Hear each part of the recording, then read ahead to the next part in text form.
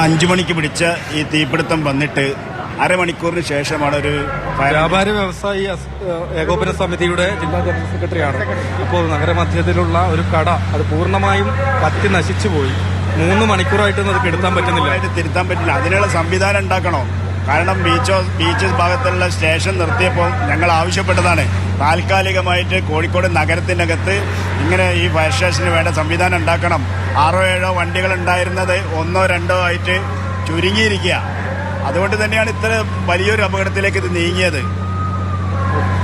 ഇപ്പോൾ സമീപ കെട്ടിടത്തിലേക്കൊന്നും പടരാതെ നിയന്ത്രിക്കാൻ പറ്റി. അങ്ങനെ നിയന്ത്രിക്കാൻ പറ്റിയിട്ടുള്ളൂ. കാരണം എന്ന് പറഞ്ഞാൽ ഞങ്ങളിവിടെ വന്ന് നോക്കുമ്പോൾ തൊട്ടടുത്ത കെട്ടിടങ്ങൾ നിങ്ങൾക്ക് സംരക്ഷിക്കണം, കത്തുന്നത് കത്തട്ടെ എന്ന് പറഞ്ഞിട്ട് തൊട്ടടുത്തുള്ള വലിയൊരു ഫാഷൻ ബസാറാണത്.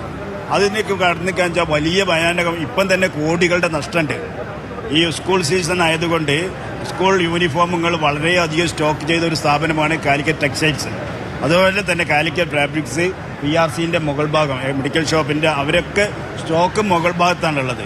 അപ്പോൾ വലിയൊരു നഷ്ടം, കോടികളുടെ ചുരുങ്ങിയത് അതെ ഒരു 50 കോടി റുപ്യയിലധികം നഷ്ടം വരാനുള്ള സാധ്യത ഞങ്ങൾ കാണുന്നുണ്ട്. കാരണം അത്രയധികം ടേൺ ഓവറുള്ള ഒരു സ്ഥാപനമാണ് കത്തിപ്പോയത്. SMCT കത്തിയപ്പോൾ തന്നെ ഞങ്ങളൊരു കാര്യം അവരോട് പറഞ്ഞിരുന്നു, നമ്മുടെ ഇവിടുത്തെ ഈ ഫയർ സ്റ്റേഷനിലെ വണ്ടി കൊണ്ട് തീ അണക്കാൻ പറ്റില്ല. അത് തന്നെയാണ് നിങ്ങൾ നോക്കിയാൽ മതി ഇപ്പോഴും നടന്നുകൊണ്ടിരിക്കുന്നത്. എയർപോർട്ടിൽ ഉപയോഗിക്കുന്ന ഫയർ സ്റ്റേഷൻ പോലത്തെ ഒരു വണ്ടികൾ നമ്മുടെ നഗരപരിധിയിൽ ഉണ്ടെങ്കിൽ മാത്രമേ അണക്കാൻ പറ്റൂ.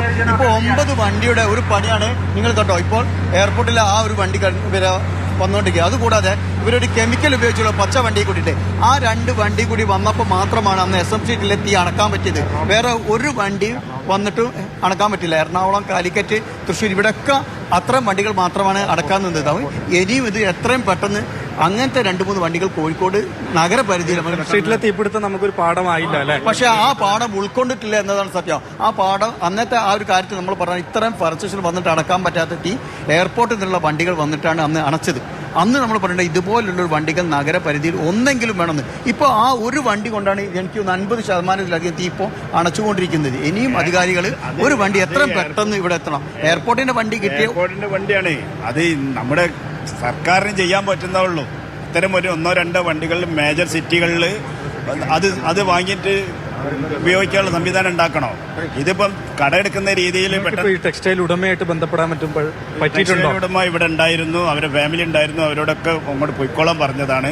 അവരിവിടെ നിന്ന് നോക്കിക്കാണ് കത്തുന്നത്. അപ്പം അത് കണ്ടിട്ട് എന്തെങ്കിലും സംഭവിക്കേണ്ട എന്നുള്ള രീതിയിൽ അവരോടൊക്കെ വീട്ടിൽ പൊയ്ക്കോളാൻ പറഞ്ഞിട്ടുണ്ട്. ഇതിപ്പോ അപകടത്തിന്റെ കാരണം എന്തായെന്ന് അങ്ങനെ പ്രാഥമികമായെങ്കിലും ചോദിക്കാൻ പറ്റിയിട്ടുണ്ടോ? അതൊന്നും പറയാൻ കഴിഞ്ഞിട്ടില്ല. പല എവിടുന്നാണ് എന്താണെന്നൊന്നും നമുക്ക് കണ്ടെത്താൻ കഴിഞ്ഞു. അതൊക്കെ ഇനി അന്വേഷണത്തിലൂടെ കണ്ടെത്തേണ്ടതാണ്.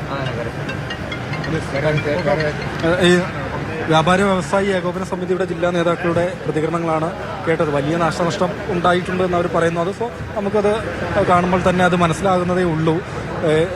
തന്നെയായാലും ആ തീ ഇപ്പോഴും ആ മധ്യഭാഗത്ത് കത്തിക്കൊണ്ടേയിരിക്കുകയാണ്. മാധു.